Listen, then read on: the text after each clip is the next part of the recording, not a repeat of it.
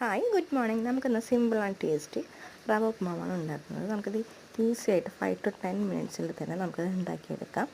നമുക്കപ്പോൾ അതെങ്ങനെ ഉണ്ടാക്കാൻ നോക്കിയാലോ. ആദ്യം തന്നെ ഗ്യാസ് സ്റ്റവ് കത്തിക്കുക. അതിലേക്ക് ഫ്രൈ പാൻ വെച്ചു. പിന്നെ ചൂടായ ശേഷം വെളിച്ചെണ്ണ ഒഴിച്ച് അതിലേക്ക് കടുകും ഉഴുന്നുപരിപ്പും ഇട്ടു. അതൊന്ന് മൂത്ത് വന്ന ശേഷം നമ്മളതിലേക്ക് സവാള, പച്ചമുളക്, ഇഞ്ചി എന്നിവ ചേർത്ത് നല്ലോണം സോട്ട് ചെയ്ത്, പിന്നെ ക്യാരറ്റും ബീൻസും ചേർത്ത് അതും സോട്ട് ചെയ്ത് ഇതിലേക്ക് ഉപ്പും മഞ്ഞൾപ്പൊടിയാണ് ചേർക്കുന്നത്. അത് നല്ലോണം സോട്ട് ചെയ്ത് അതൊന്ന് വാടി വന്ന ശേഷം നമ്മൾ വെള്ളം ഒഴിക്കുകയാണ്. വെള്ളം ഒഴിച്ച ശേഷം വെള്ളം ഒന്ന് തിളയ്ക്കാൻ വേണ്ടിയിട്ട് 1 മിനിറ്റോളം നമുക്ക് കാത്തു നിൽക്കാം. അത് കഴിഞ്ഞ ശേഷം നമ്മൾ അജ്മീഡ് റോസ്റ്റഡ് റവയാണ് എടുത്തിരിക്കുന്നത്. നമുക്കത് അതിലേക്ക് ചേർക്കാം. നല്ലോണം വെള്ളവുമായി നല്ലോണം നമ്മൾ അതിനെ യോജിപ്പിച്ചെടുക്കുക.